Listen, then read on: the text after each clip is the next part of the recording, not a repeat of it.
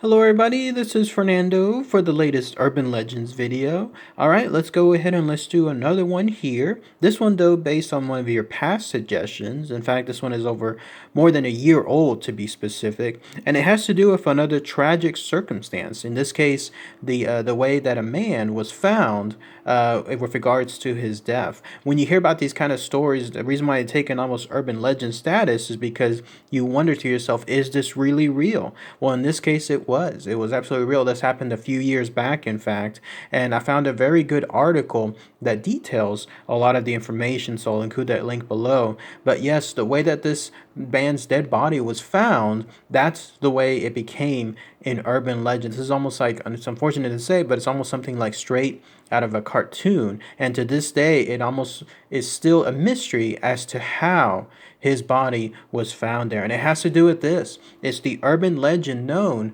as the corpse-caked train. So let's go ahead and let's talk about all the information associated with this tragic and unfortunate circumstance. So what was this corpse-caked train? Well, in essence, it all had to do with this. This is a high-speed train known as a high-speed TGV train that's found there in France.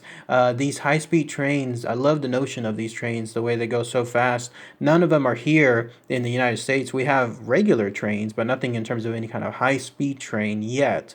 But in other parts of the world, absolutely, they're there. They can go, in fact, over 300 kilometers an hour or 200 miles an hour, going from point to point. And that's the whole basis of it. It's going really, really fast. So that way you don't have to fly and you don't have to drive to those locations. There's talk, in fact, here in the United States, especially with Tesla, about building more of these high-speed trains. So very excited for that, and hopefully that gets to come here soon. But obviously the big danger that comes with these high-speed trains happens to do with its speed and the ability or inability of it to stop if something is right there on the tracks. There's already enough accidents, it seems like, here in the United States when it comes to regular trains going to much slower speed. So in this case, here you have something that is multitudes faster, and it has an unfortunate circumstance. If something is there in front of the tracks, whether it's an object, whether it's an animal, or in this case, whether it's a person,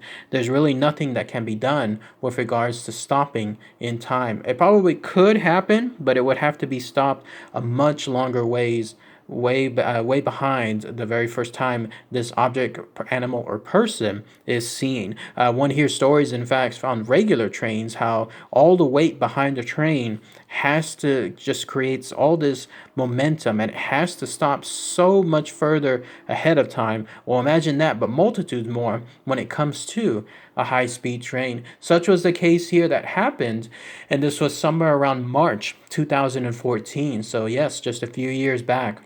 You have to go to a town, and this town is again located in France, and there's apparently a very low crossing, or something like a crossing, that is completely flat. So it's a perfect situation for the train itself, but it's much, much different for the scenario that's described here. So the story goes like this. There was, in this case, this train with a driver, a guy by the name of, last name Mikel, if I'm not mistaken, and he was the one that was driving the train, just basically going on the regular route. The town is called, by the way, Petit-Croix. I hope I'm saying that correctly. Someone please point it out. But it's a tiny village located there in France. I imagine that the way this train was traveling hundreds of kilometers again per hour, it probably takes less than a minute, if even that, to pass the entirety of this town. The way the driver, Mikel, was stating was, at that point, in fact, he pinpointed where this happened. At that point,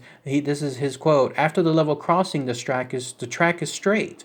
So before, there are two curves, and during those curves, they see nothing at all, which makes sense. This train is traveling so fast, one could imagine that the drivers or the engineers, they have to pay close attention to their instruments to make sure that they're not going to, accidentally derail the entire train. And so they're looking downward. And somewhere along the way, there was an unidentified 48-year-old man who somehow got stuck right in front of the train. That's where it took the urban legend status. The way he got stuck, he literally got stuck on the bottom right-hand side of the train. So this train was traveling all that speed, and then it basically smacked right into him, and then he got stuck that way. Get this, for another 40 kilometers. 40 kilometers, this guy was stuck on the front right-hand side of the train. And the driver stated that yes, he actually did hear there was like a bump. There was something there, but he stated that it's normal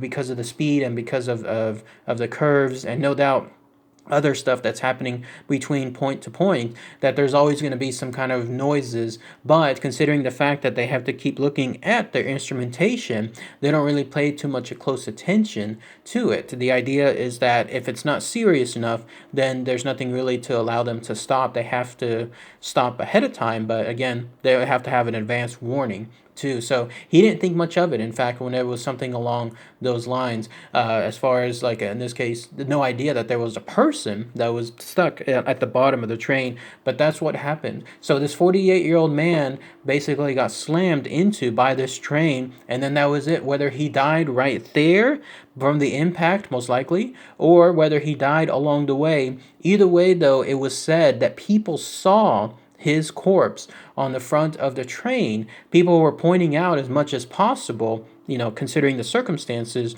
to the driver of the train about what was in front of the train. But of course, there's not much the driver can do. You're looking at him for basically like a split second before he passes by.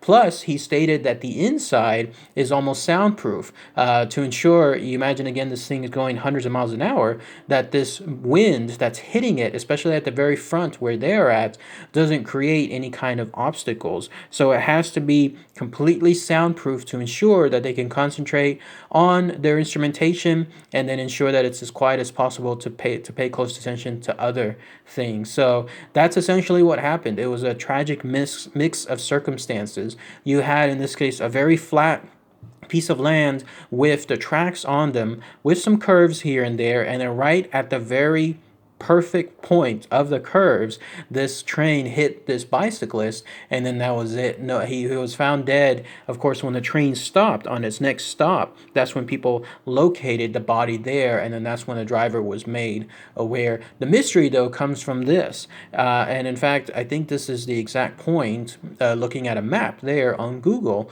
with regards to the impact. Where was this man thinking? What was he thinking, this 48-year-old man, considering the speed of the train and then where he was? Was this a suicide? Did he purposely jump in front of the train or bicycle in front of it and then make sure that he was there ready for the train at the last moment? Or was there something else? Did he have headphones on? Did he have something else? Did he have like thick sunglasses on? Something that was preventing him from seeing this train coming towards him at the last moment. Either way, though, obviously the end result was that it was this man's unfortunate death, and his death, the way he died, that's how it became an urban legend status. So once, in fact, I remember the first thing that came to mind, it's unfortunate too, but it was those old Wile E. Coyote cartoons where the Roadrunner would drive the train, and then Wile E. Coyote at the last minute would be impacted, and then there he was clinging onto the very front of the train itself. And that's a cartoon, nobody gets hurt, but in this case, it being real life, here you have an incident that was,